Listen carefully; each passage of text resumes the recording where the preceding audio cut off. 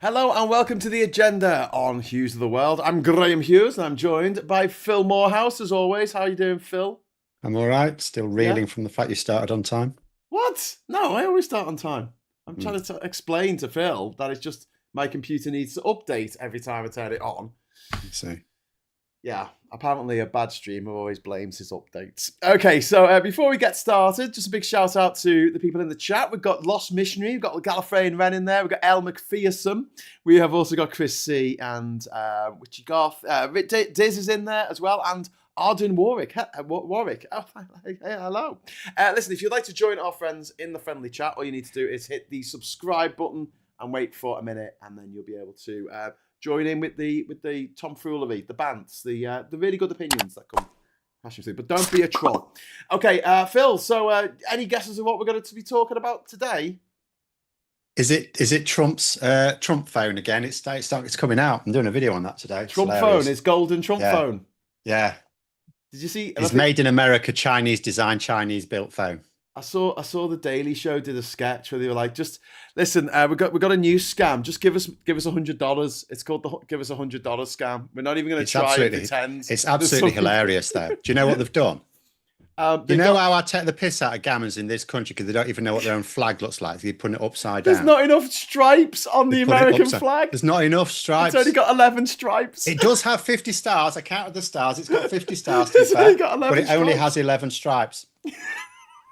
So, like, I'm going to be thinking to myself, so any MAGA loons that are proudly displaying their Trump phone when it arrives, which by the way is Chinese designed and Chinese built. It's an actual Chinese phone that costs like $120. They bought it for 500. And it will mean they don't know what their own flag looks like. It Yes. will actually mean they don't But know then what their again, own there's a flag lot of looks British like. people who don't know which way up the Well, no, Union Jack exactly. goes. That's what I mean. These so-called patriots that don't even know what their own flag looks like. Their understanding of the flag is the same as someone who's seen it for the first time ever and allowed 1 minute to look at it and then try and reproduce it. That's what it's like. I tell you what, though, if Puerto Rico becomes a 51st state, they're going to have to redesign all the flags to add an extra star to the flag. And that means that all the flag Oh. sellers are going to make an absolute mint. But that happens all. I mean, they've had new states at various times, haven't they? So I mean, that's just Not for a it long just happens. time. I don't know when Well, was. no, because it's a lot of money, as you say. Yeah, I It's think it was inconvenience. It's why they wouldn't 1948. make Doncaster a city for so long because it would just cost. They were making all these It's pissy little stationary. tiny places, Stationary. all these tiny little places they used to make. Every time they were St. announcing some new David's. cities, it was some tiny tin pot little village. That was absolutely ridiculous. And then eventually, I didn't believe it at first when someone told me they'd actually made Doncaster a city. I said, no, but I don't believe you. They But they actually have. missed two stripes off the flag. It wasn't just one, Chris. It was two stripes. Because Americans are weirdly superstitious. So a big thing in America is they never have a 13th floor of buildings. It goes straight from 12 to 14. Now, All a right. part of and the main reason for that is probably so it makes the towers sound taller than they actually are. But also, yeah, and that's why they start at the first floor, not the ground floor. It's nothing to do with tradition or anything. It's just simply to make it sound like they've got Right. more floors So, than the I UK mean, there was a building. bit of that where I grew up, though. Like, They skipped number when I 13. was young, my parents moved into the house where I spent the rest of my time growing up. I was about 4 years old. We were supposed to be number 15, but we became number 17 because our neighbours didn't want to be 13. So there was no 13 on on Oh this new wow, street, this new build. They'd crazy asked us times. if we minded. We said we don't mind, and they went to the council. So there was no Yeah. number 13. When I lived in Whitware Park in Manchester, I was in Aberdeen House. I was in flat 13, room 101. Oh dear. Good job I'm not superstitious, eh? Yeah. I was like, that's a bit weird. And even weirder, my a few years later, my then girlfriend's brother, he went to Manchester as well, and he was put in flat 13, room 101. It was the exact same room that I had. And I was like, that's really freaky. That's really strange. But there you go. I think that's where they put the Scousers. I don't know. They had a joke about Maybe, it. maybe Let's put that's it. he's from Liverpool. Let's put him in here. Um, That's the Scouse room. SG, thank you very much for the £5 super chat. In the last 24 hours, US MQ-9 Reaper shot down over Yemen and Abu Dhabi. Barak nuclear facility goes up in a mushroom cloud. Please, can I panic now? No. Well, I mean, I didn't know Abu Dhabi had any kind of nuclear facilities. I thought it was all just about burning oil. But I'm happy to be corrected. I don't know anything about this. Would it just mean a power state? I mean, I can't imagine. I'm pretty sure it would be in the news if there were a nuclear mushroom cloud anywhere in the world. Nearly. It said nearly. It said nuclear facility nearly goes off. Yeah. In a mushroom cloud. I mean, you've got to bear in mind, I mean, it's not a clever thing to be firing ordnance near any nuclear power station. But Russia have been, sending quite a few missiles towards Ukraine's power station, so... Yeah, and Chernobyl. It's not no, actually an actual functioning one. So it's not good, and it can go badly wrong, but it's not automatically means it has to. Drone strike. They should still avoid it. Yeah, drone strike sparks fear on perimeter of UAE's Barak nuclear power plant. Authorities say radiation levels remain normal. Operations not affected. Still a bit of a worry, yeah. You never really want that, you should not be throwing missiles around where you've got large amounts of nuclear material at any time. Certainly. Yeah. Have you never saw a hurricane coming towards you and thought, do you know what that could do with a nuclear bomb? You never thought that? Being a physicist, I've never seen a hurricane coming towards me. I'm not as well travelled as you are. Do you know I've what we seen need? a tornado. Nuclear bomb. That'll stop it. I've seen a tornado. That's what Trump did. A little one. That's what Trump did. When he was in his first term of office, he literally wanted to nuke a hurricane to make it go away. Phil, but he also wanted people to inject themselves with bleach. I mean, and shine sunlight up their bums or something, and that would get rid of the COVID. I mean, it's just as well even his own supporters didn't follow that advice. Otherwise, we would never have had him back in office, would we? Well, yeah. What about the horse? Wasn't there a horse tranquilizer or something? Ivermectin or something? That's it. Yeah. I know people. I know people in this area that believe that. Yeah. Ms. Paula Thomas said the last two states to join the USA joined in 1959, Alaska and Hawaii, and that's why if you ever see a film set in World War II, you can be a proper Poindexter about it and make sure that all the flags have 48 stars because they did back then. And you can spot it quickly because they was arranged in a nice grid, in lines and columns. Whereas the other line, it's got to alternate in the modern flag. Yeah, because it's 50 states. Got to alternate. Anyway, so fun fact there from Miss Paula Thomas. Thank you very much for the £5 super chat. I should really set a goal. Anyway, no, what we were really supposed to be talking about, Phil, since this is the agenda, and we're supposed to be focusing on British politics, is we might be getting a new Prime Minister this time in September. Well, we will be getting it. Well, no. If Andy Burnham wins, I think he'll be Prime Minister before the summer recess. Whoa! If he doesn't win, that's fast. Oh no, he will. He will. Go on, tell us. Have you got insider knowledge here, Phil? I don't have insider knowledge, but I've seen a lot of journalists, and it's too many. I mean, they could all have the same source, and they could be bullshitting, right? But there's an increasingly number of journalists who are getting told that if Burnham wins, Starmer is minded to just step aside. Yeah, that was what it looked like this morning after a weekend of reflection at Checkers, apparently. Yeah. Chubby Checkers and the Fat Boys. He's been just, saying, oh, well, my time has come. Because, I mean, the argument is really quite simple. Like, Burnham will win a leadership contest. A leadership contest just damages everything Starmer's actually tried to do. It damages Labour. It damages the economic situation. It just damages. If it's not a foregone conclusion who'd win it, then okay. It's just one of those things you have to do. But Burnham would definitely win. Whereas if Burnham doesn't win, he might fancy his chances. He's got good reason to fancy his chances against Streeting. He might even fancy his chances against Rayner. So it's one of those things. It's like, yeah. But so if Burnham wins, he easily could be Prime Minister. And he needs to be Prime Minister come the summer recess, really. Because there are battles he's going to have within Labour. There's a lot of policies at the moment, or not a lot, but there's several policies at the moment that are not strictly manifesto promises. So you can go either way with them, but evoke strong feelings on both sides that he's going to have to deal with. And he really could do with dealing with it over summer, so he don't have it being a massive headache for the conference. Yeah. Okay, so just what's the mechanism here? Because obviously there can't be a leadership contest unless 81 MPs back one particular challenger, which doesn't look like Wes Streeting has got those numbers. No, he does. He just didn't have it last week. He does have the numbers. He had the numbers before. He always has the numbers. They just didn't want him to make the move. Like there's Wes Streeting supporters who want him to be prime minister, but they didn't want him to do it last week. They didn't want it under those circumstances. They want him to go up against Burnham or for Burnham to lose or something like that. What they don't want is for, because he would attract a lot of ire from the party, because people think that Burnham is like, you know, the great hope for Labour, and he would have scuppered it. So he needs to be blameless on it. He'll get the numbers. If there's a leadership contest, he'll be in it. Okay, but they don't have to have a leadership contest to do what they did with Blair and Brown, where it was just a handover of power. It was just, okay, you're in charge. Well, that was caused by only there was technically a leadership. Well, there wasn't a challenge because Blair was stepping down anyway. But Brown gathered the support he needed, and no one else did. Yeah. So the same thing can happen. Burnham can challenge Starmer, and then there'll have to be a few days where they give other potential candidates a chance to get the numbers. If at that point Streeting decides not to, because again, he would then just be blamed for the damage of a leadership contest. If Starmer steps down, like if Starmer says I'm going to fight Burnham, then Streeting might as well. Is Streeting banking on Burnham losing? I don't know, but I don't think he wants to run against Burnham.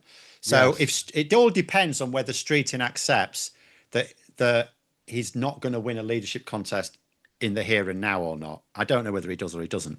But obviously he doesn't want Burnham in the contest, but he doesn't want to be seen as the person who denied Burnham the chance. Yeah. But I mean, there's not been the sort of mass cabinet resignations that we saw under previous Labour leaders. Well, one in particular. In fact, it's only been Wes Streeting who's gone out of the cabinet, isn't it? And well, he wouldn't have gone either, but he was trapped. He'd gone in to see Starmer that whatever morning it was. I can't remember now. Tuesday. I think it was a Wednesday morning. Was it Wednesday morning whatever morning it King's was. Speech? Yeah, he went in. And they had a brief meeting. We don't really know what about, but I strongly suspect he told Starmer at that point that he'd lost confidence in him. At which point, and then he tried to get the numbers and couldn't get the numbers. At which point he thought, well, I'm frigged because I basically told Starmer I'm resigning. I'll look like a prize tit if I don't. So he sort of had to resign, but then he had to do it in such a way as to avoid looking like a complete tit. His letter was quite good. It was a strategically well-written letter. But he got himself into an unholy mess. And I think it was just the pressure of time. Yeah. Like, he knows he can't beat Burnham. But he's a little bit ruined the pitch for Burnham by going, we're going to be joining the EU. No, he aren't. Not at all. I was like, why did you say that in a nothing. How has that caused any problems for Burnham? It's a 2/3 leave constituency. What's that got to do with anything? Are you seriously trying to tell me that until Streeting did that, it wouldn't have occurred to Nigel Farage to maybe poke that button? No, but it just gives him an extra button to poke. No, it doesn't. No, it Do doesn't. You don't think so? No. It was a front cover Have of the seen her? Did you see the newspapers today? We're like, they're taking us back into Europe. Yeah, but they Brexit do that betrayal. anyway. Brexit betrayal. They do that every week. They do that whether they say anything or not. Do you think it helped? Do you think it helped? No, Come on. It's not done anything. It's done nothing at all. I think it's at the end of the day, if Burnham is going to win, right? If he's going to win this if he's going to turn fortunes around for Labour, one skill he's going to absolutely need is the skill to decide what voters prioritise in an election.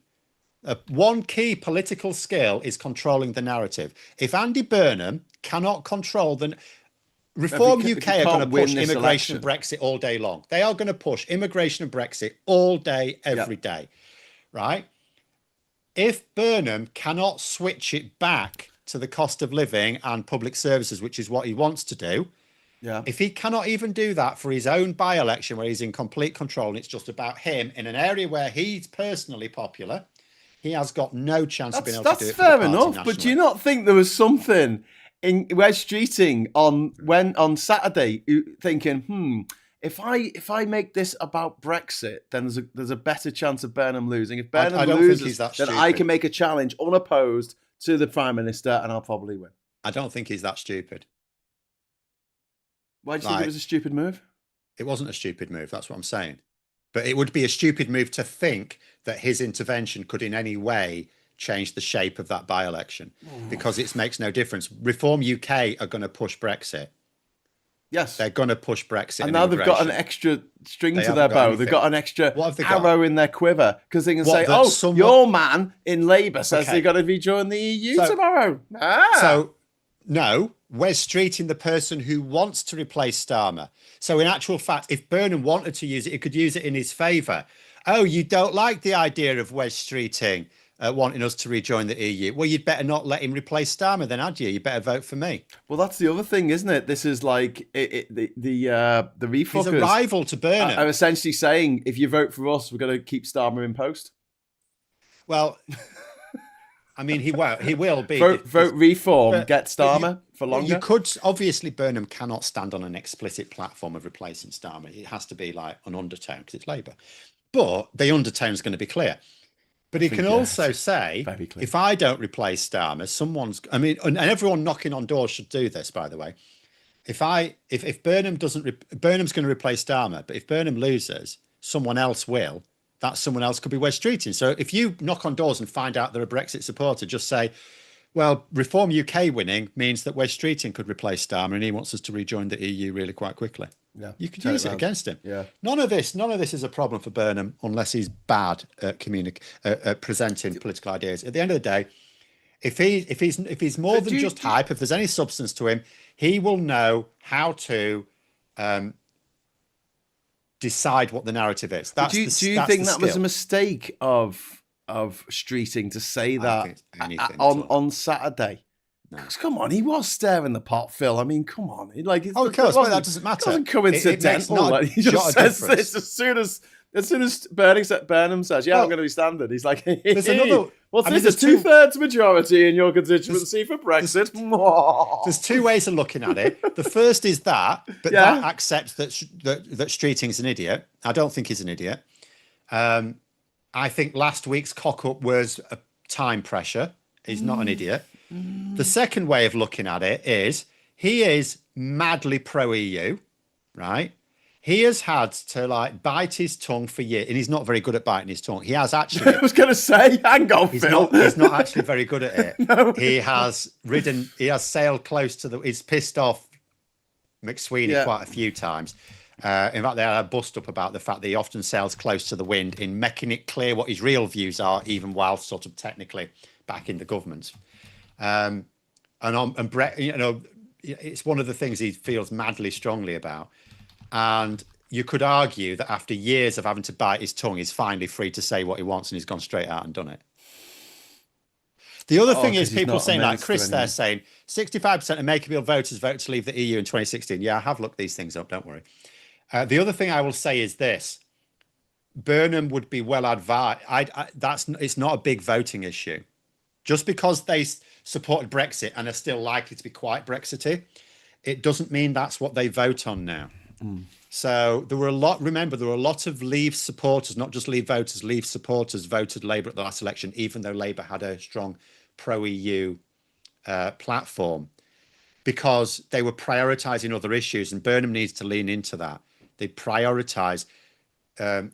He's going to be. He's already made it clear. He's talking about his public services: housing, transport, energy, water. Right? Yeah. With the exception of water, they're all massive expenses for people. He won't have to say what he's going to do about them. He might not even do anything very different to what Labour are doing. He might just talk about them a bit more. But nonetheless, they are key pressures on people's wallets. All of those three things. Transport is a significant cost to people. Housing is a massive cost to people. Energy is a massive cost to people. Yeah. And he wants to talk about those. And every time Reform UK tries to talk about immigration Brexit, you can say, well, of course they don't want to talk about cost of living, because they don't want to have to talk about the massive cock-ups they've been making where they've taken over councils. Oh, it's an absolute shit show. Have you seen what they've done in Lancashire and Kent? It's an absolute farce, And of course they don't want to talk about that. But I think the voters around here want to talk about housing and transport and energy. And that is what you should do. Yeah. That is what you should do. And I said something else in my earlier stream. When Nigel Farage he'll go there to campaign, right? Keir Starmer would probably be well advised to stay away. But Nigel Farage will go there. And do you know what Andy Burnham should do? Seek him out and say, You keep saying you want a debate with Labour. Right. Come on then. Let's have a debate amongst all these people. Yeah. Let's have a debate here and now. He will run a mile. Yeah. Yeah. Did you Go watch on any the attack. Did you watch Go any on the attack. Did you watch any Femi's videos from the weekend where you went to the Tommy No, 10 I names? saw them flash up, but That rally. I posted a link earlier in the thing when someone mentioned it. Yeah. Someone did it last year. It was much more hilarious than anything Femi will have done. Did you see it? The Jedi online. No, I haven't seen Jedi online. Oh, it's fucking hilarious, right? He went to it last time. Right, it's a black fella, just to be clear, if you don't know him, and he saw a mate of his who was there up on desecrating something or other in London, with waving his flag and shouting NF and stuff. He's going, bro, why are you shouting NF, mate? Why are you shouting NF? We're mates, bro. We go to the pub together. What's going on? Fucking embarrassing in front of his racist mates. Brilliant. Right in the middle of them. Right in the middle of them as well. Brilliant. And he was, oh, it's my uncle. Oh, you're blaming your uncle. He got to his uncle. He was blaming you for shouting F, shouting. Oh, no. Oh, it's hilarious. Absolutely hilarious. Hidden Knight has joined Lone Star here on the channel, so thank you very much to Hidden Knight. Welcome. You are awesome. You are awesome. So Femi was talking to some of the clowns that were there. Yeah. And there was a big conversation kicked off. Femi, like, he's very, very brave. He's very brave. I don't think I would go there. All I would say, well, I mean, we'd be all right. He's putting himself at a bit more risk. But all I would say, a lot of these people, they just feel disenfranchised and they just want to vote. So they will talk to you. A lot of the time, there are some proper Nazis, right? Literally. But a lot of them just want to be heard. You put a camera in front of them, want to talk to them about it. They'll talk to you. Yeah. That's what they want. Yeah.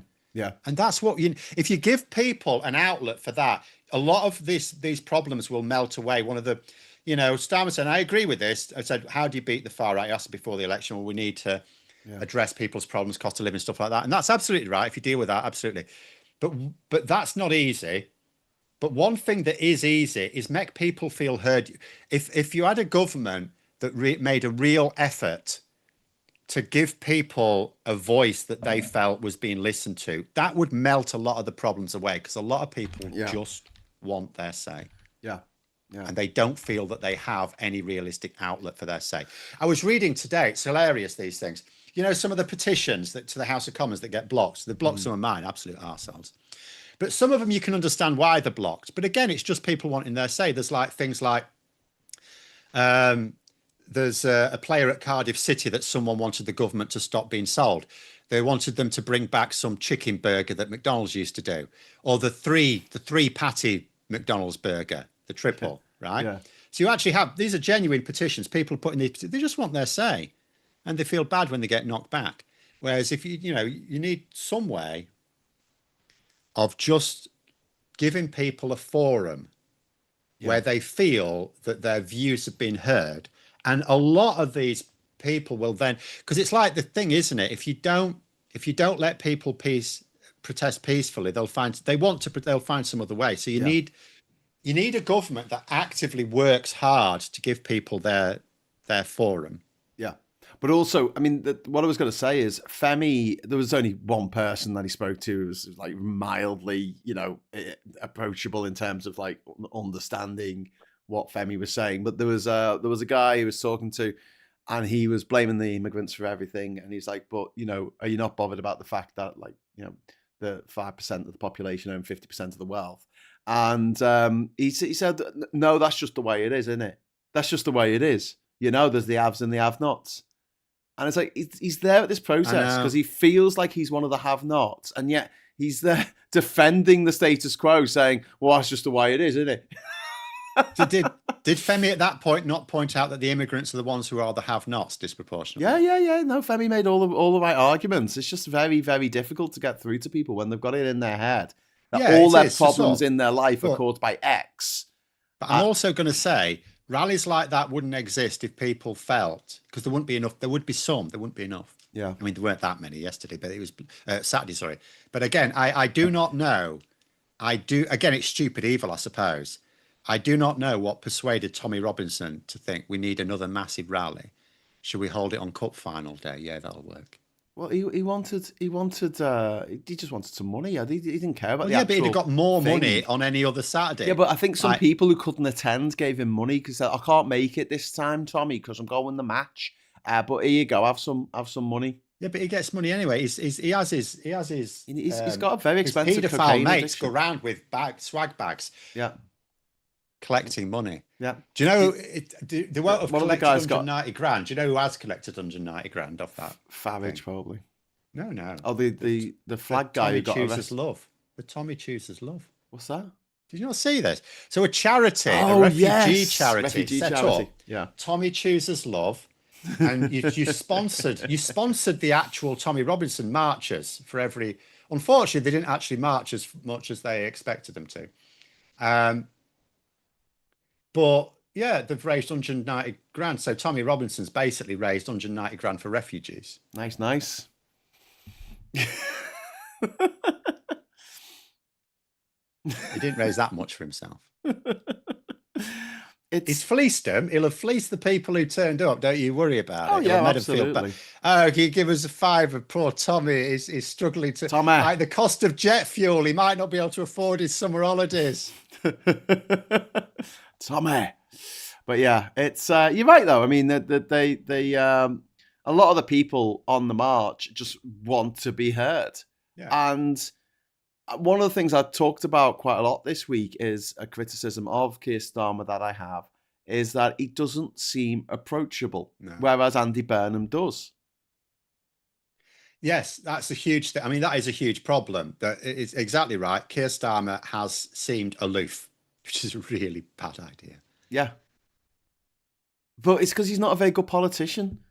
Yeah, but that could have been dealt with. Again, it just needs to be recognised that a key priority is making people feel, like the boss who says, my door's always open. And sometimes it is. Sometimes you'll have managers whose office door is literally always open, except when they've got a private meeting on. He needed to go out of his way, given that the perception was he's not approachable. He needs to go out of his way. He should have been, before he lost his popularity, obviously, now he should hide away from the public at all costs. But at the time, he should have been going on Question Time. He should have been, you remember like Tony Blair. I think Tony Blair is still the last prime minister that's gone on Question Time.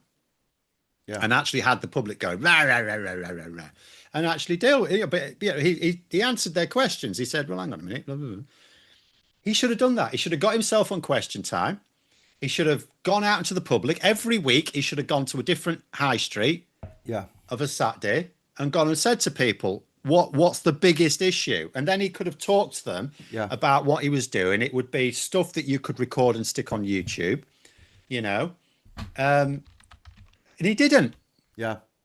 And it's not hard. It's not difficult. It's not to do with his personality. It's to do with priorities. They didn't prioritize that connection with the public. And do you know what? This got me thinking because he reminds me in a lot of ways to John Major. Do you know like his intonation, the way he talks, the way he delivers his... But what John Major did in 1992, which was kind of genius looking back. Do you remember he got his soapbox out? Yeah. Do you remember he got a box? He stood on a box in front of a crowd and talked to people. Yeah, and he didn't need to. It's not a midget. It was just it was just a gimmick. It was a really good, I'm getting on my soapbox and I'm going to tell you what, why you should vote for the Conservatives for a fourth time in a fucking row.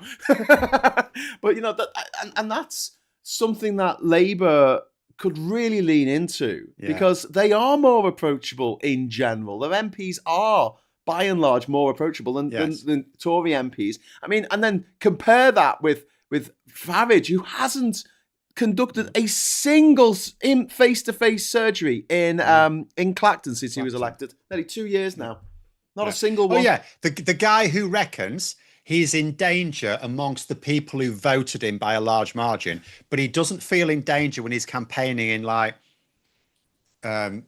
towns that might not actually even be pro-reform UK. He's quite happy to go to strange towns with strange people. Apparently he's only in danger in his own hometown, the town he specifically picked to campaign in because it'd be the easiest for him to win. So basically the most reform supporting constituency in the country, which is why he chose it.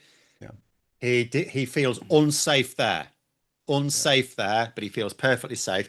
Campaign. I mean, I'll give him his due. When it comes to campaign time, he gets out and about. He goes around in public. Don't feel unsafe then, does he? No.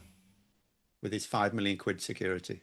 Well, it's £5 million. No, it's not security anymore, Phil. He changed his No, I tune know, last I know. week. It's Yeah, now yeah. as a It's a reward. reward. It's a political bribe. For no, it's not a bribe. It's just a reward for doing something politically, which is definitely not a bribe. Because a bribe is when you reward someone for doing something. Oh, hang on a sec. Yeah, you're right. It is a bribe. So what's going to happen with that? Because I know you're quite cynical about it, and you're like, he's going to get away with it. Nothing's going to happen. He's going to get away with it. Is there literally nothing?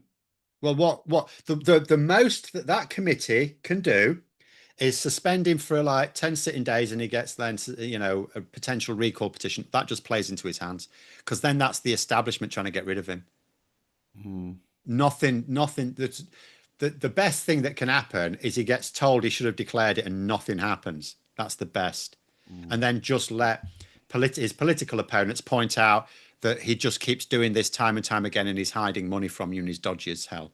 That's the best thing that can happen. The authorities can do nothing unless they can literally lock him up in prison, which they won't be able to. But if he does get deselected by his constituents, well, he'll win. It's only 10%. He'll win. Couldn't but he'll win. Then you just help him. He just gets another boost, because it just becomes the establishment trying to get rid of him, but they can't get rid of him. Yeah, but this is what they should have done with Trump. They should have got rid of him under Biden, and they didn't. They should have put him in prison. We can't put Farage in prison. What, for taking a £5 million bribe that doesn't land you in prison?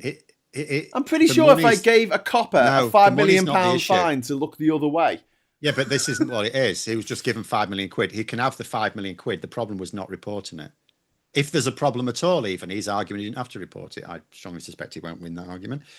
But nonetheless, the problem was not, he could have had the money. If he'd have declared it, it would have been no problem. Do you think there's more of a chance with Burnham that they're going to change the rules?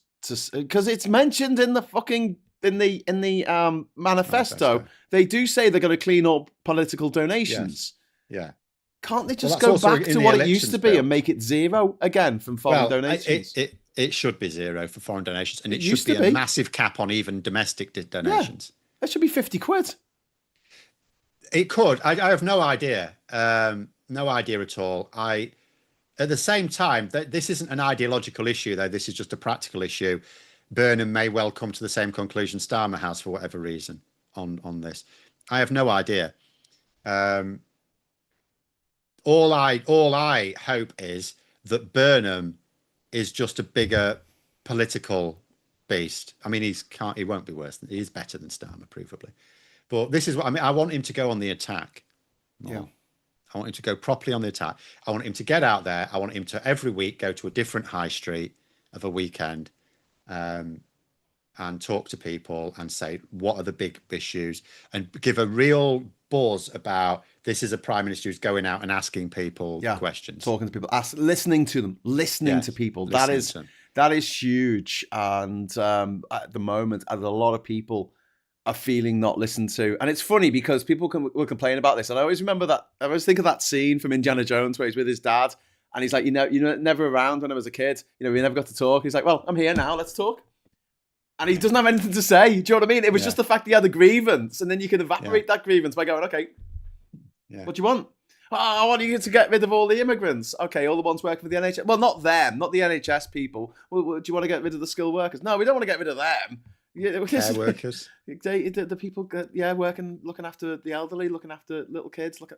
Anyway, Brad, thank you very much for the £5 super chat. The only advantage of Streeting as PM is we won't hear from Dan Hodgins, as he'll be too busy in his basement impersonating Darren Grimes. You don't have to hear from Dan Hodgins at all. Just don't read the Mail on Sunday. Yeah. I have to read the Mail on Sunday. Wasn't his mum a Labour MP? Yeah. Glenda Jackson? No, it wasn't Glenda Jackson. Yeah. It was his mum. It was, yeah. Was it Glenda Jackson, his mum? Yeah. Bloody hell. What an embarrassment to the family. No, you can have different views. It's fine.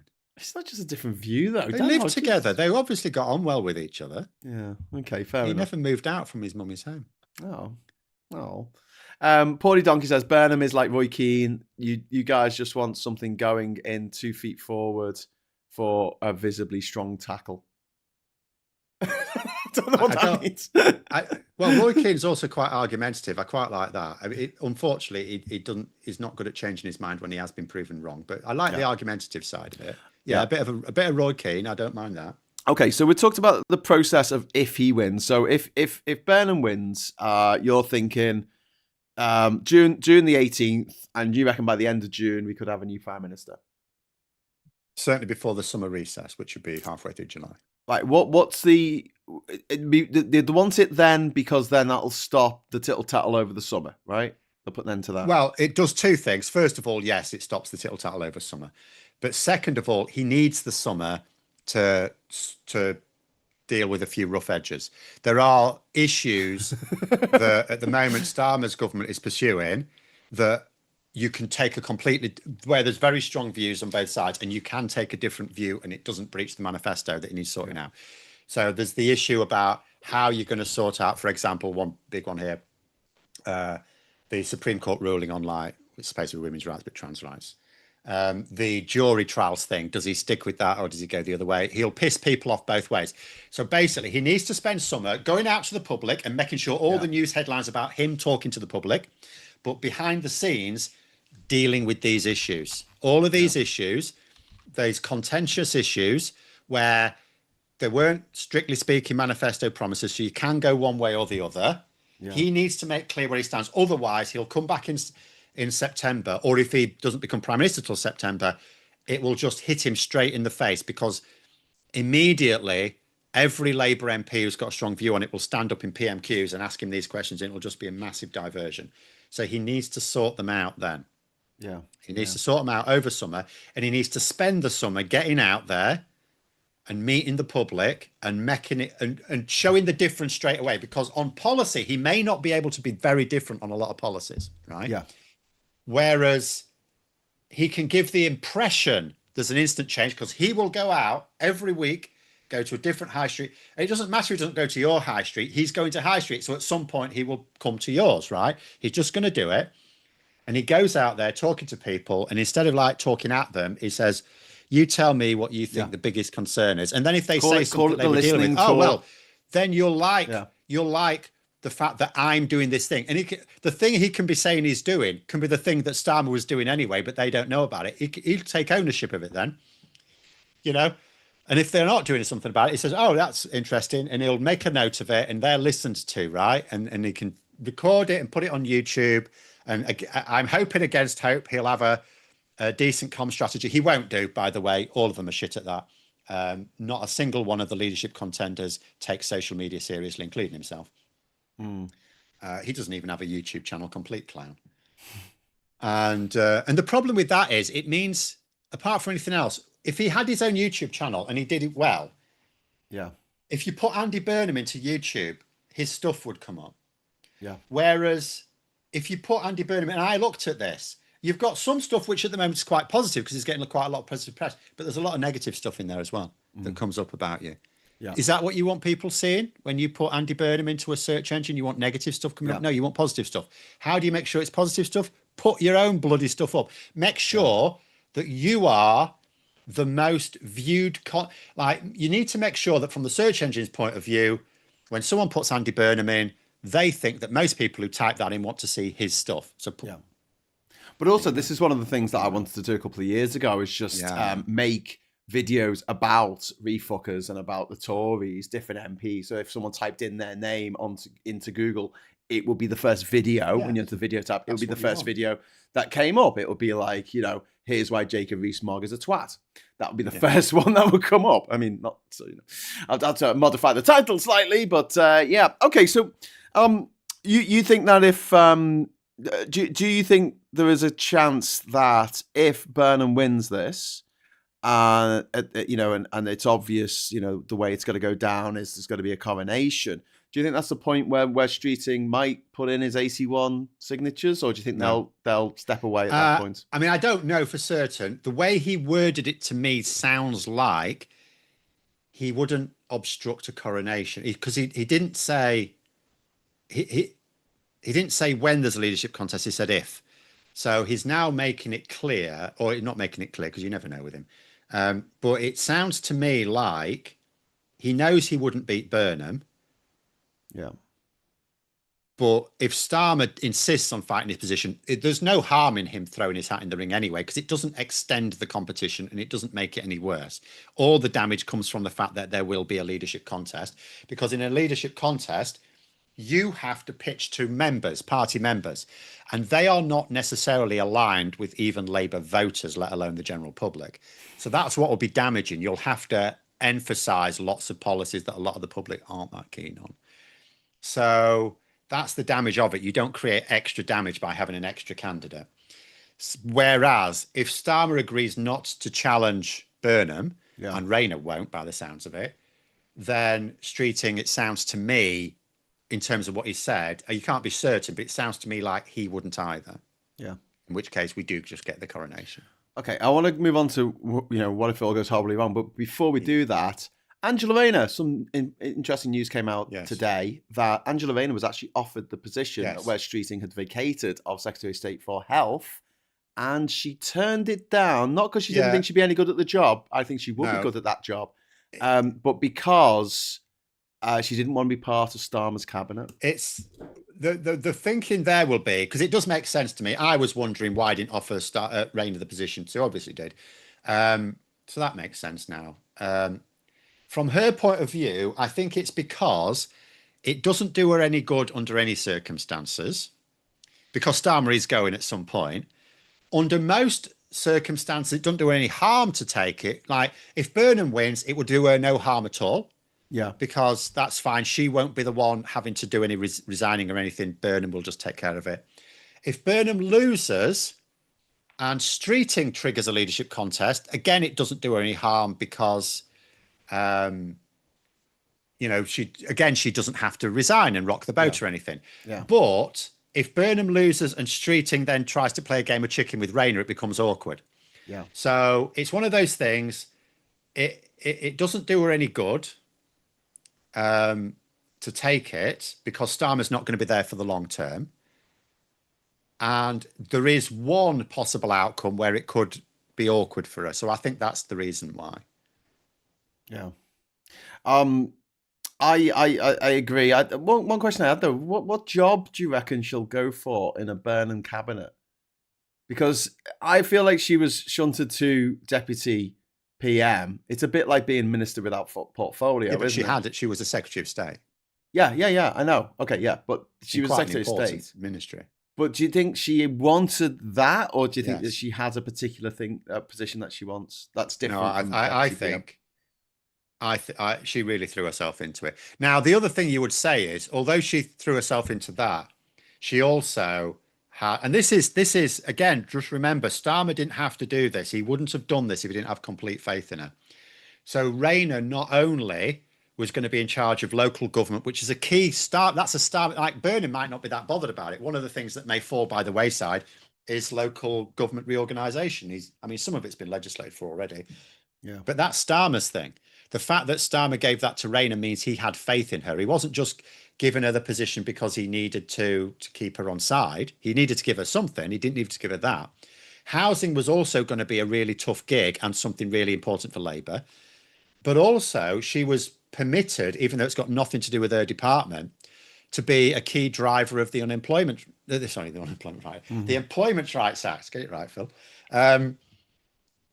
So that was a sign that Starmer had massive faith in her. Yeah. Because he didn't have to do that. Yeah. But it also showed those are the things she clearly cares about. So, I would think she might well be quite happy to go back to her old gig. Yeah. And Steve Reed might not even be in cabinet. I would keep him in cabinet. I think he's decent. But he is a Starmer supporter. He may or may not find himself even in cabinet, but he could easily be moved somewhere else anyway. I think a lot of the cabinet they might move around, but I don't think they're going to move too far. I don't think there's... I think there would have to be a rejig again. There'll be a Andy Burnham's going to come in. I don't mean change it. He doesn't want to see... what I wanted to ask though about Rachel Reeves. Do you think she's out if Starmer goes? Yeah. Or potentially unfairly, maybe unwisely, but she's gone. The thing is, Andy Burnham cannot afford headlines that say he's coming to power as the change candidate and just rearrange the deck chairs on the Titanic. Yes. But at the So same there will have to be a time, very obvious, visible sign of change. he's not no cabinet as mayor of. He was part of the cabinet under Tony Blair and Brown, but he Well, as he's Brown, not Blair. yeah, He was a but minister under Blair. yeah, but when it comes to his job as the Metro Mayor of Manchester, he doesn't really have that many people under him in that respect. I think it's only like I don't even think it's a handful of people. It's like one person who like, you know, works as a sort of advisor and a sounding board and everything else. He doesn't have that same interaction where you all sit around the table and go, okay, you know, what's your Well, department? no, obviously, Metro Mayor is not as big a job as Prime Minister of an entire country. Yeah, but I mean, there's that's why I think the people who've got the experience of being in cabinet over the last 2 years, I would be minded to keep most of them, just move them about. I would agree, but I don't. But the problem is, again, this is a PR exercise more than a government exercise. Yeah. The job of government, yes, there were obvious cock-ups, but the job of government is largely working under Starmer. The job of politics isn't. So it's a PR exercise. He cannot let. What I would say is this: on policy, I cannot see Burnham doing a lot different. There might be a few things that people think are very different. You know, like if he does do something with water, that would be the most obvious thing he could do that's different to Starmer. There's not a lot else. Like he says, for example, like the 4 things he wants to do. He wants to, like, you know, he wants to talk about public ownership, more public ownership of water, housing, transport, and energy. Right. So let's look at that. Energy. What can he do different? Can he? Energy. He can't do anything different on that. Because Starmer's already nationalising energy. No, but we can go further and faster. He can give it more money and do the same thing that Miliband is already doing. But put it into a situation where if we get in 2029, they can't undo. Unless they go around ripping down. What I'm saying is, he can give it more money by taking it from somewhere else, but it will still be the same thing. It won't be a change in policy. He will just give it more money, right? And Ed Miliband would be more than happy to go faster on it. Housing, what can he do on housing? Again, he can give it more money for council housing and social housing, but it's the same policy, just more money. It's the same policy. Transport, I mean, Labour have already said they want more Metro mayors to do what Burnham did in Manchester, and they've made it easy to do that. They're already nationalising train companies. Yep. And water, I think you're right. They've got such water's debts. The only one where it'd be a difference. They've got such debts, but then your suggestion of making them a non-profit instantly. There's got to be some way. People keep focusing on the cost of taking them over, and they're completely ignoring the £100 billion that's needed for investment. We need new reservoirs and stuff like that. And if it's nationalised, how do you get that 100 billion? Because you can't just borrow it in the normal way of government. But if you make it a non-profit, how would you get that? Because they'll borrow commercially. They'll borrow from banks.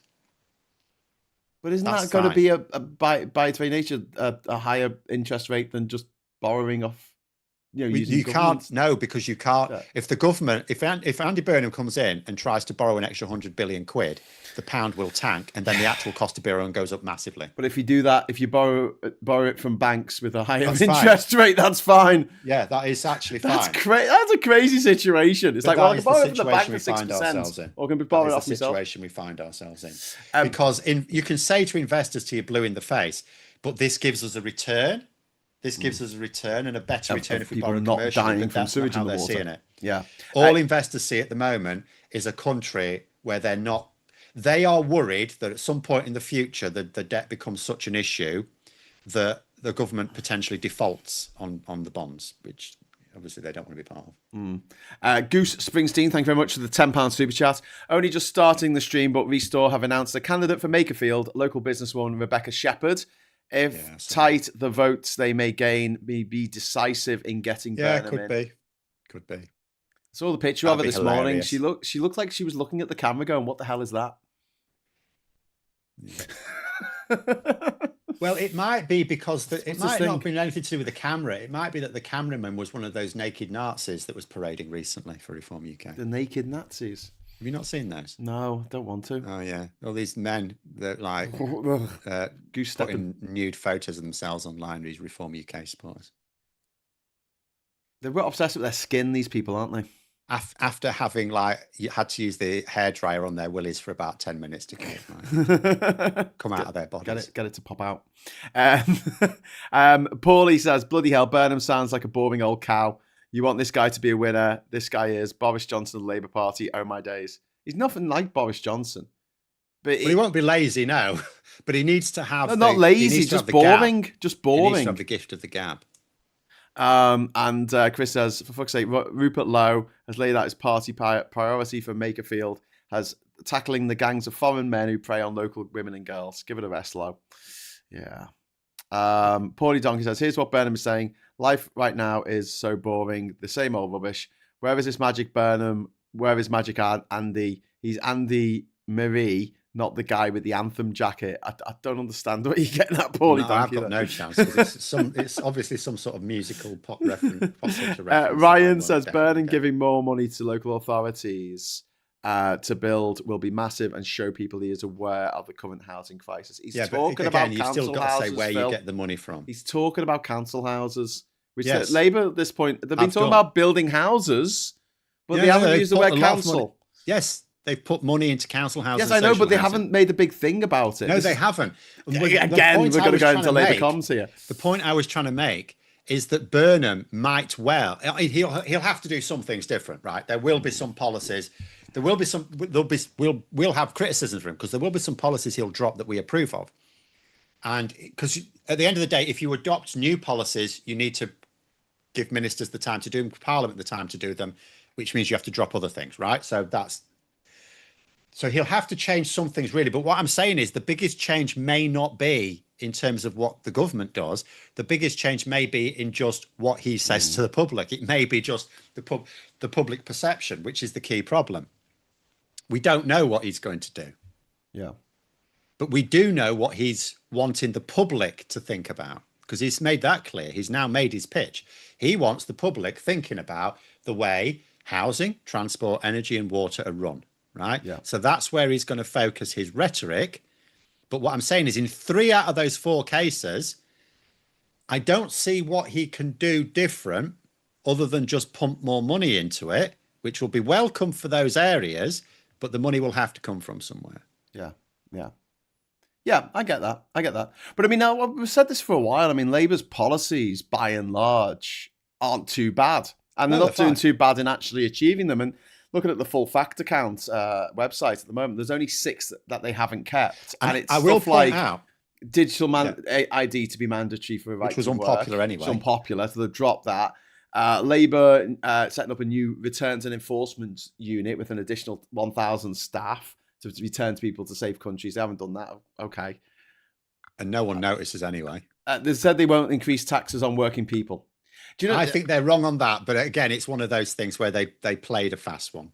So They said they will not increase national insurance, but they did, but from employers. But in the same sentence, they said on working people. Yeah. So it's one of those things. It was a very obvious political fudge in the manifesto. Even the Conservatives knew about it because they straight away, as soon as it was published, said, are you going to promise not to raise employers' national insurance? Because they knew exactly what that meant. Yeah. So that one, I'm going to say I disagree with them. If I was advising Andy Burnham, one of the things that was in the King's speech was getting rid of conversion practices for LGBT, including the T, which, you know, Labour have been dragging their heels on a little bit, I feel. I know they feel like they've got other priorities. But Andy Burnham could use that to have a look at the Equalities Act, have a look at the Gender Recognition Act, because he doesn't need to.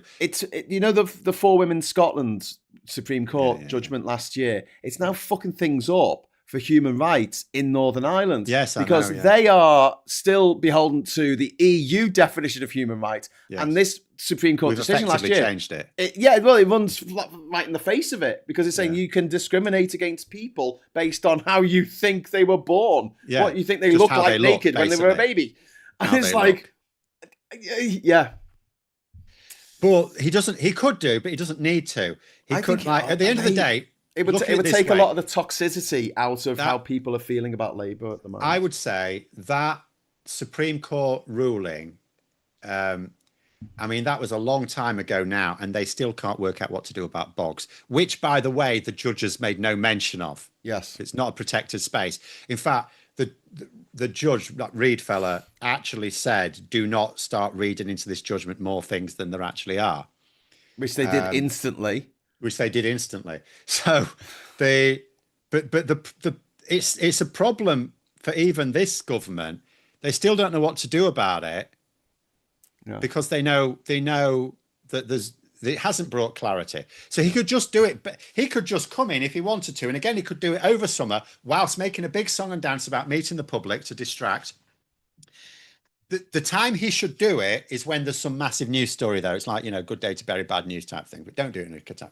But he needs to time it right. He doesn't want to make a big show of it. Yeah. He wants to just say, look, this is taking the piss now. It's been like nearly a year and you still can't work out who's allowed in the bogs.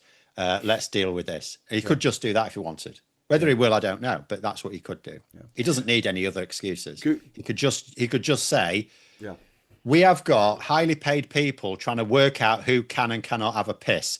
Can we just decide that this is childish at this point?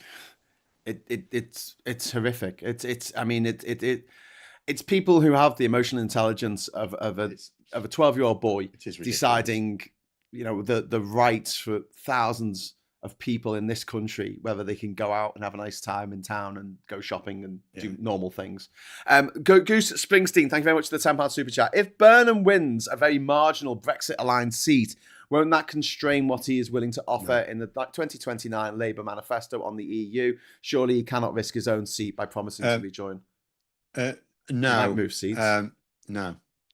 If he turns Labour's fortunes around, it will be based on the strength of his personality, at which point he will suddenly become massively popular in his own constituency. A popular prime minister carries a huge premium in their own seat. It's very unlikely you'd lose your own seat. Rishi Sunak, I mean, there was a real feeling we could have maybe ousted Rishi, and in the end he won it quite comfortably. No, we did win it comfortably, unfortunately. So you get a huge premium, even just being well known as a premium, because some people, do you know what? As much as you might like to think that the people who at least turn up to a polling station have thought about their vote, a lot of them actually don't. We know from surveying. They really don't. Some of them will just tick the recognisable name. Some of them don't know who they're voting for when they walk through the polling station doors. Yeah. Well, this is why when the argument's made for, say, PR or something... Burnham will be near the top because B. Yeah. But when people make the argument, we should have more PR, we should have PR. Okay, cool. I agree with that argument on the grounds that it would make voting fairer and it would make people's vote way more, even if they don't, their candidate doesn't win in their particular constituency or however it works. But I don't go for the argument that we'll always get a left-wing government if that happens, because there's loads of countries around the world that have PR systems and the right wing get in all the fucking time. It's like in Australia where they have compulsory voting and the right wing get in all the time. This is in our imagination. If only these non-voters had voted, then we wouldn't have had Trump. Then we wouldn't have had the Tories. We wouldn't have had Brexit. And it's like, how do you know? Because in this country, they don't have Conservatives all the time in Australia. They've got a Labour government now. It feels like in this country that a Conservative government is the norm and a Labour government is an aberration. Conservative voting isn't the norm. For every 1 year of a Labour Party since 1900, we've had 3 years of Tories. Past the post. Well, it's caused by two things. One is first past the post. Two is Labour have, in the past, traditionally didn't prioritise winning elections. Labour traditionally, back in the days when first past the post wasn't such a big issue because like 97% of people vote either Labour or Conservative. Labour had this attitude of we're in power, we need to do as much as we can because we're going to lose the next election. That was their attitude. So let's do as much as we can. Yeah. So they focused on what they thought were the right policies rather than what were the popular policies. Yeah. Which is why they kept bloody losing. Yeah. So no. And the other thing is, even if we had a right-wing government with PR, it would be a moderate right-wing government at least. Yeah, that's true. More like in Ireland. But I mean, you could argue that the first past the post system delivers that so far in this country because you've got, when you're going to the polls, unless you've got someone on the other side who's way out you've got to appeal to the centre ground in order to get enough votes across enough constituencies in order to actually get across the finish line. I would say we haven't had a moderate government since maybe That's 10 the years. first coalition government of Cameron. Like Yeah, the one 10 that years. came after it was much more extreme. Yeah. The one that gave us the Brexit referendum. Yeah, but They didn't expect to even win, with other did they? things. Like as soon as the Lib Dems were no longer in their government, loads of things were cut loose. It was actually a very extreme government. But you had the hostile environment under Theresa May. Then you had Theresa May as Prime Minister, then backing a hard Brexit, which is a very extreme view. Yeah. Even the people who voted for Brexit did not vote for that extreme Brexit. Then you had Boris Johnson's government, which was very extreme as well. You know, I no, we haven't had a moderate government for a long time, which actually might be what's pissing the voters off so much. I don't know. Do you not think that this Labour government's a moderate government? No. Do you not think so? No. I think economically, it's actually very far to the left. I know it's not as far to the left as some people would like, but it is, given where it can go, I think it is. And I think in terms of social policy, it's very illiberal. I think it's extremely illiberal. I don't think it's moderate at all. Okay. They talked about stealing fucking jewelry off asylum seekers, for Christ's sake. I don't think they're going to do it, but even talking about it, I would not suggest is a moderate thing to do. Well, I mean, one of the things that you see often, like leading up to the 1979 election, the 1997 election, the 2010 election, the party that was trying to get into power moderated its stance to get into power. And you're right. Once they were in power, they were a bunch of twats. But to get those votes, they had to appeal. So if there were Tories, they had to do the whole One Nation Tory shit. For Labour, they had to appeal to. Well, David Cameron had his hug a hoodie. Yeah. Let's not demonise young people. Labour got the Sun newspaper on side in 1997, which is something that hasn't happened with Starmer. The newspapers never came round to Labour, and they never will. I mean, even with Burnham in, it'll probably get worse with Burnham because he's not. The thing is, the papers. You talk about that. There's a bit of a misnomer that the papers, the Tory papers, were never on Blair's side either. People think about it because that's something on the election. That was just them backing the winner. They did interviews and he wrote articles for them in 97. He engaged with them. Yeah, engaged with them. But they still made him out to be the devil, and they still attacked him. It was the once Tories. He was in power. Once he was in power. But yeah, I'm saying he didn't get the what do you call it? The honeymoon period. He didn't get that bit where the papers came. Yeah, but to be Starmer fair, didn't get the bit where they came on side. He didn't at all. But he cannot complain because we knew he wasn't going to get it. I said as soon as after the election, Moorhouse Common did some really in-depth polling, and I did several videos on it. And one of the most interesting things in it, I said, was the fact that they discovered the public were not going to give Labour much time. Yeah. And yet Starmer thought, we know this now because the people who were working 10 Downing Street have said so, they had this attitude that the public were prepared for the fact that things would get worse before they got better. And I thought, no.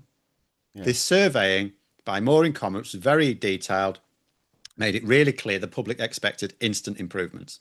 Instant. Yeah. So there was not going to be a honeymoon period. And if there was going to be a brief honeymoon period, announcing within the first few weeks of taking office that you were going to nick 200 quid off pensioners was not the way to maintain it. No. And we got some comments coming here about Labour attacking the sick, the disabled and pensioners. I mean, so let me go through that. Absolutely stuck to Labour like shit on a fucking sheet. But it's also untrue. Nothing you can do about it. They've boosted the money for all of those things. Doesn't matter, Phil. Doesn't matter. We're talking about public perception here. But that's perception. But the fact of the matter is, I was talking about the policies they actually have. I mean, you got to be pretty shit at comms for you to do something where honestly, you give people more money, and yet the 99% of the population think that you took money away from them. People don't track their own money. I know, but I'm talking about the party and their comms. Listen, we've got a little bit over time already, but I did want to get into one topic before we wrap up. What if Burnham loses? What happens then? Right, first of all, he's not going to have to stop being mayor. He can continue being mayor of but that's like Manchester at this point. So that's not going to open up an opportunity for Refuck to take that as well. Yeah, but if Refuck win this is going to be fucking devastating, isn't it? Yes, it is. It'll have multiple devastating impacts. First of all, for Labour, like Andy Burnham, sorry for the phrase, but he is the great white hope for them, and it will crush Labour. It will be crushing for Labour, who increasingly see him as their only, not just the best chance. He's not seen as the best chance. Even I see him as their only credible chance. So it will be demoralising for Labour. It will, for Reform UK, it will be massive because Andy Burnham is seen nationally as Labour's best chance. They will have seen him off. He couldn't even beat Reform UK for his own personal seat, they will say. And that will help them massively set up a narrative that they are going to take over the government. And it could really set up a proper doom loop of public perception towards that idea. Yeah. This is massively high stakes. Makerfield could basically decide which direction this country goes in for the next couple of generations. No pressure to people in Makerfield, by the way. Yeah. But you could actually decide the whole course of Western civilization. Yes. No pressure. No pressure, Makerfield people. I'm sorry for calling you bad wolves all these years. But I think that the refuck candidate hasn't been chosen yet, have they? No. Now, I think they might have trouble finding someone. I mean, they won't. They get a local lad who's ex-military and they've already got someone like that. Someone like that in that might help them out. They have got someone that fits that bill, but Andy Burnham grew up 5 miles down the road. Yeah, exactly. So it's not like if Reform UK get the local lad who ticks the boxes, that is a lot better than getting someone who says Manchester's a shithole. But I don't think that worked for them last time. Did Matt Goodwin say that? He didn't say shithole, but it was worse to the same effect. Was it like an old tweet or something that he put up? That someone. He didn't say it during the campaign. He's not stupid, but he did basically call Manchester a shithole, which is not necessarily great PR for him. And of course, it was widely shared. But so if they get a local person, it's better. That's better. I mean, Matt Goodwin was technically local, but that is better. But it doesn't counter Burnham because Burnham's also local. It's just like don't count or anything. Yeah. So do you know what I saw? I can't remember. Don't give them ideas, Phil. Don't give them. Well, no, it's too late. It's their idea already. I saw a report of someone who they'd already tried to get. I don't know it's true for certain, but it was, they reckoned they'd tried to get Tyson Fury to do it. Now, he wouldn't do it because he's still a professional. He's not retired or anything. He's still plying his trade. But nonetheless, it does show that they recognise what they need is a celebrity. Because if they get someone local, they tick the local box, but that just count. I mean, Burnham's already got the local box. But he's also a huge celebrity. And, again, you don't get called King of the North without being really popular in your own backyard, do you? Oh, come on. That was a pejorative to start with. I know it was, but nonetheless, people have, it's like Starmageddon was supposed to be, and yet people took it on board, right? Yeah, to say the demolition of the Tory party was Starmageddon, yeah. And the same thing now. So it is now used as a term of endearment about Burnham, sorry. So, it's stuck for people who approve of him. Yeah. And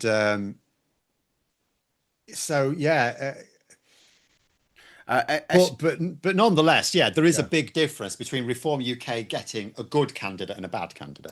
SG, thank you very much for the £5 super chat. If Refuck wins in Makerfield, will you lot please come visit us in the immigration camps? SG, I will liberate the immigration camps. So Freudian slip there, and I'll have immigrants living in our house. I'll put them in the attic or wherever when the inspectors come round. But the future that Refuck has mapped out for this country is a particularly grim one.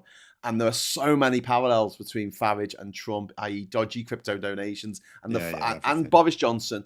The fact they don't actually want to do the job of being president or prime minister. They just want the office, the baubles that come with it, and the money machine. But what I would say, one of your great acts of hope is what Trump had in his favour that Farage does not, is he already had a well-established Republican legislative machine in Congress. Yes. Farage won't have that. So there will be there will be much greater incompetence in a Farage government than even the Trump government, because the incompetence derives from his appointments as secretaries of state. Yeah. And even they're not all incompetent. Whereas Farage, because our government, the executive is part of the parliament, the legislative body, then all of it will be, and it's not like he's got the best, like he's bringing Tories in because, and he says himself, he's open about it. It's because they've got I need the experience. I need the people who know how to get things done. Yet you look at the people he's brought in. Are they the people who got things done then, Nigel? Robert Jenrick, that's something they should do. Bravman, you were happy with their immigration in policies, Makerfield. If he tries to make it, if Farage tries to make it all about immigration, have that. I know people don't really react to charts, but I mean, it's a really simple one. It's immigration to the UK. Have that massive, massive hump and a big arrow with the faces of Braverman and Jenkins. These guys did this. These refuckers did this. You know, I did that. Yeah.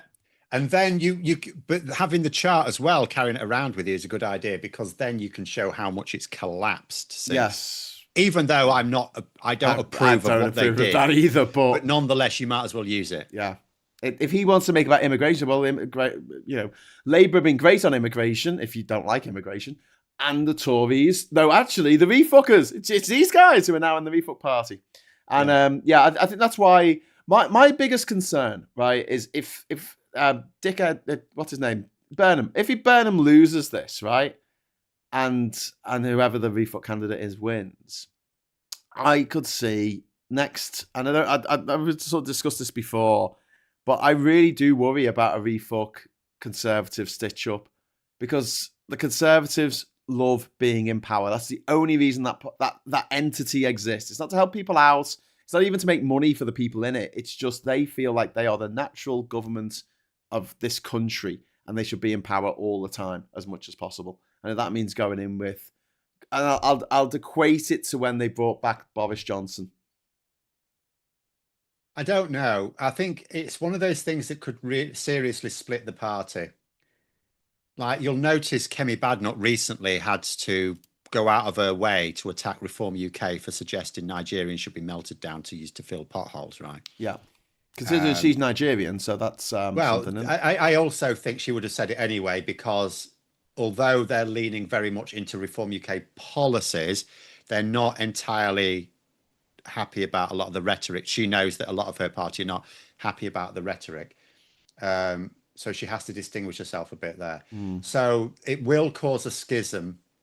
So I don't think they're guaranteed to prop them up, but it is a risk, of course. Yeah. But they also won't like playing second fiddle. They'll also have knowledge of what happened to the Lib Dems when they played junior partner to policies that didn't play well with their base. It killed them. Do you think they'll be playing second fiddle? Though? I would see more like the Tories get the bulk of the seats and then refuck make up. Because then Farage would piss off the grassroots. Because you've got to remember, there's people like, imagine what Rupert Lowe and people and Elon Musk and Tommy Robinson would think to that. So there'll be agitators against a Reform UK government. Well, they don't like reform anyway, do they? But Tommy Robinson is like, it's one of those things. He technically aligns with Restore Britain because they got the more extreme policies, but he also sort of advises people to vote Reform UK. He even said at his rally this weekend, he says he urged the people there, the three people that were there, to join political parties. They don't care which it is. Conservative Party, Reform UK, Advance. I didn't even know Advance was still a thing, by the way. Restore. He says, because he wants them to carry out the sort of entryism that UKIP did to the Conservatives 20 years ago. Yeah. He wants his people in Parliament. Yeah. So what he mostly means is join Reform UK. He's urging his supporters to join Reform UK, get active, get yourself selected as the candidate, get yourself. But Tommy Robinson and Nigel Farage fucking hate each other. It don't matter. They both like money. Well, yeah, and cocaine, possibly, allegedly. And what about Elon Musk? He doesn't like Farage either, does he? He just wants to be extreme. He just wants to be a contrarian, doesn't he? He just wants to break shit up. So it doesn't really matter. It'd be interesting to see what Twitter does. Will Twitter? I think Twitter might pragmatically support Reform UK if they're still in election winning shape in 2029. What about this? Before we wrap up, what do you think about this Ben Habib tweet he put out last week, accusing Farage and the Tories of doing a deal paid for by Christopher Holborn again? This guy who seems to be in charge of our crypto king. It seems to be the overlord, the grim overlord of our politics in this country. He was a huge funder of considered Brexit. one of the richest people in this country, and yet he lives in Thailand and has done for 20 years. Yeah, he just likes interfering in our politics from abroad. But what do you reckon? Do you reckon anything will come of it, or do you think it's just... What I reckon is that Ben Habib represents a party that is challenging. He wants his party to Reform UK, what Reform UK has been to the Conservatives, or what the Green Party are now to Labour.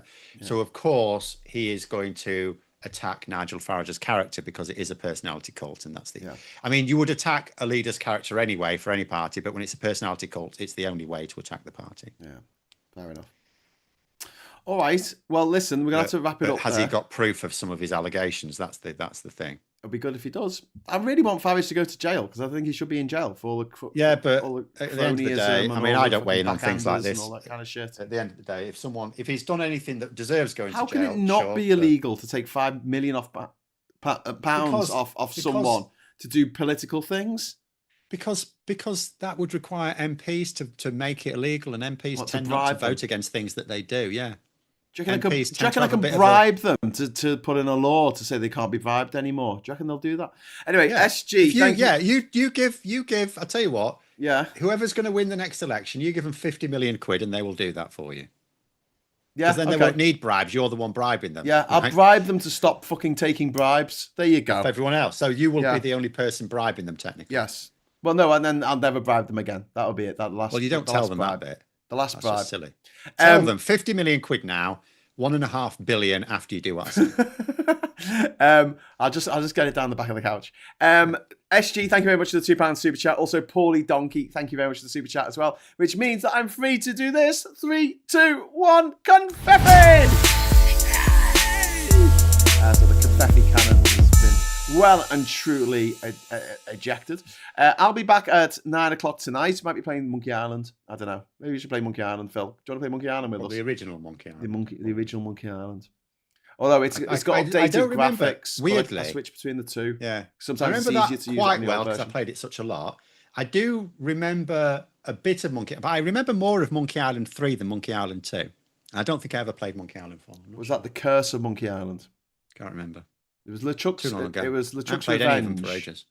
And then it was completely forgotten. Curse, and then it was Escape from Monkey Island, which I have here. Actually, I have the original PC box for Escape from Monkey Island. There's more. I don't go back to old games. The only old game I ever play is Baldur's Gate. Baldur's Gate. That was a point and click, wasn't it? Well, I mean, you pointed at things and clicked them. Yeah, point and click. Great days. Anyway, Paulie Donkey and also Hidden Knight has dropped a quid in as well. Thank you very much, Hidden Knight. That's very kind of everyone. Belated confetti, says Hidden Knight. Anyway, so Phil, thanks so much for coming on the show today and talking about the agenda. We didn't really talk about what's going to happen this week. It's still going to be a big... We're not going to run out of things to talk about, are we, until... maybe the end of June, and then that'll be it.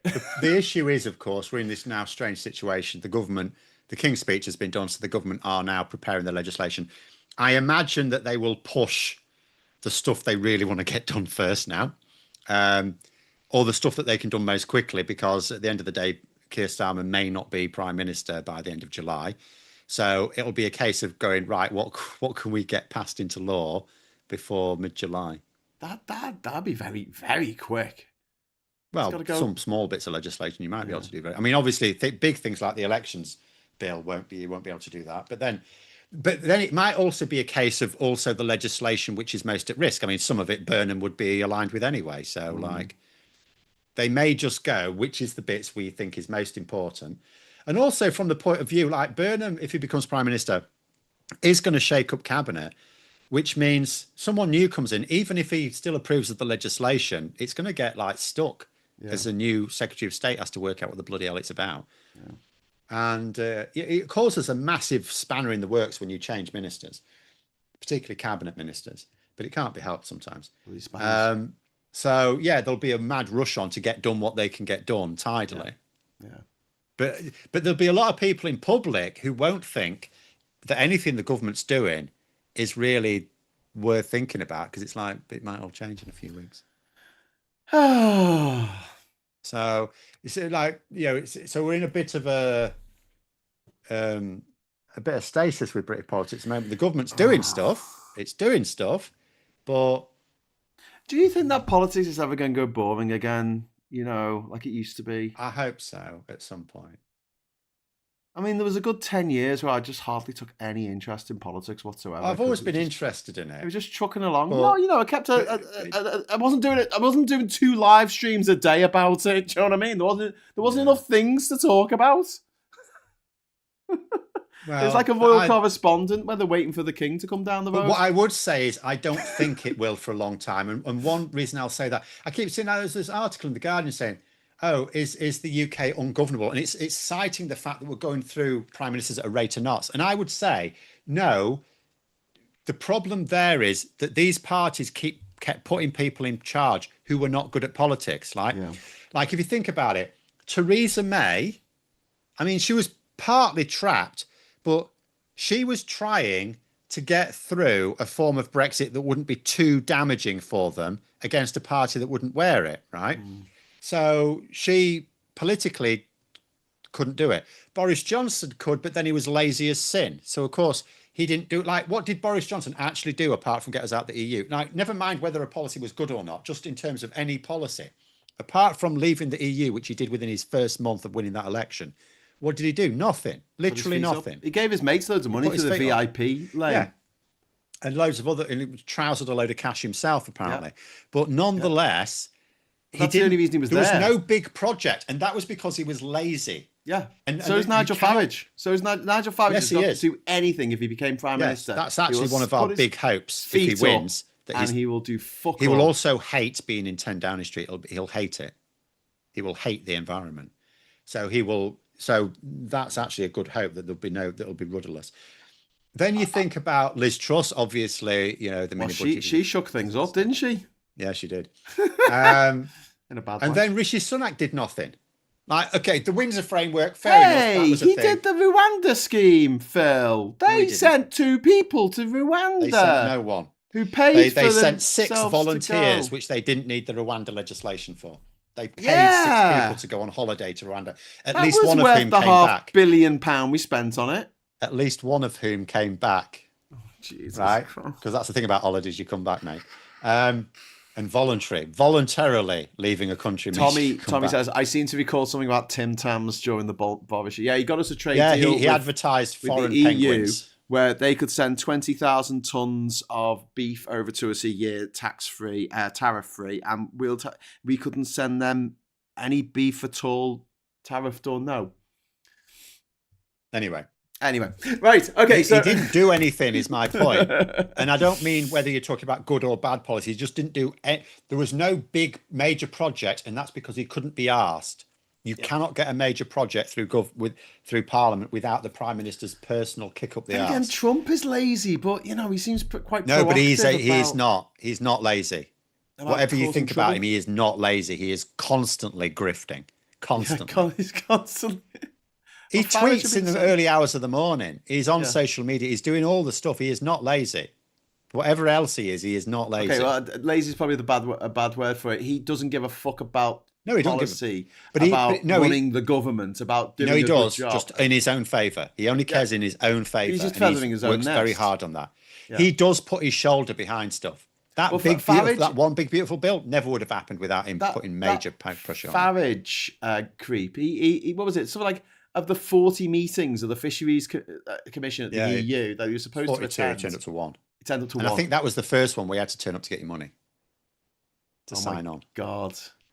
What an absolute creep. But the point is that what we haven't had a huge turnover of prime ministers because the country is ungovernable. We've had a huge turnover of prime ministers because they're all political idiots. All of them. Theresa May was the last prime minister we had that wasn't a complete political idiot.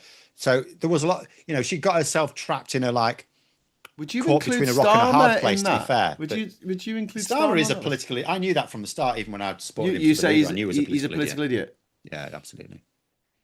I didn't know he would be this bad. Well, no, I knew he would be this bad. I didn't know his advisors would be this bad. I at least, because he seemed to recognize it. He understood. He had that, he had that level of introspection that allowed him to know he wasn't a political beast. But then he hired people who were idiots as well. So he couldn't save himself. Same with Rishi Sunak. Rishi Sunak, the same thing. So that's the reason. But I will say but that's not to say that I don't believe the country's ungovernable. It might be. We just haven't really put it to the test yet. But if you look at for example, Donald Trump has like record low unpopularity, right, in America, yeah? Yeah. Or record high unpopularity, record low popularity. And yet he's more popular than most European leaders. Yeah. So it's not just in this country. European leaders all over the place are actually deeply unpopular right now. Pedro Sanchez in Spain, Emmanuel Macron in France, Friedrich Merz, he only just bloody started the job in Germany. Although apparently Friedrich Merz domestically is even bigger, is even shitter than Starmer when it comes to public messaging, apparently. Yeah. Which is probably why he razzed Trump by saying Iran's have humiliated you, mate, which was a very undiplomatic thing to say. But if you go around Europe, if you look at approval ratings of heads of government in Europe, Peter Magyar is probably quite popular at the moment, but he has only just won a very popular. Yeah. So we'll have to give him time. But by and large, European leaders, all different, very different personalities, very different politics, all unpopular. One last question, okay? Okay, so let's imagine that Burnham wins and it becomes PM. Yes. And he decides that he's going to give Starmer a job in cabinet. What job do you think Starmer should? He shouldn't have.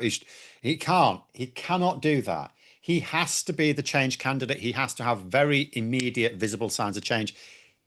You cannot do that because then people will say Starmer's really in charge now. They've just pretended to get rid of him. Starmer has to go to the backbenchers, stay there for the rest of the Parliament, and then stand down. And then stand down. That's people have said Foreign Secretary has done well on the world stage. That's what I was thinking. But no, he must.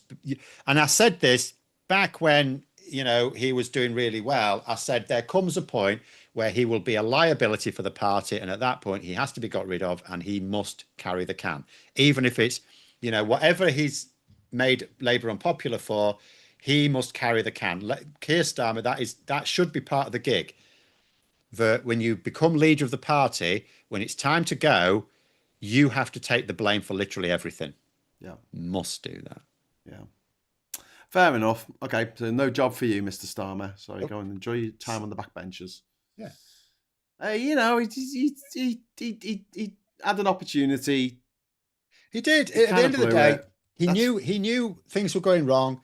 Before the end of 2024, the polling was like going south rapidly, and he did nothing to change it. He knew it was wrong. He knew all he did was keep changing a few staff to more people that McSweeney appointed. Yeah. Fatal.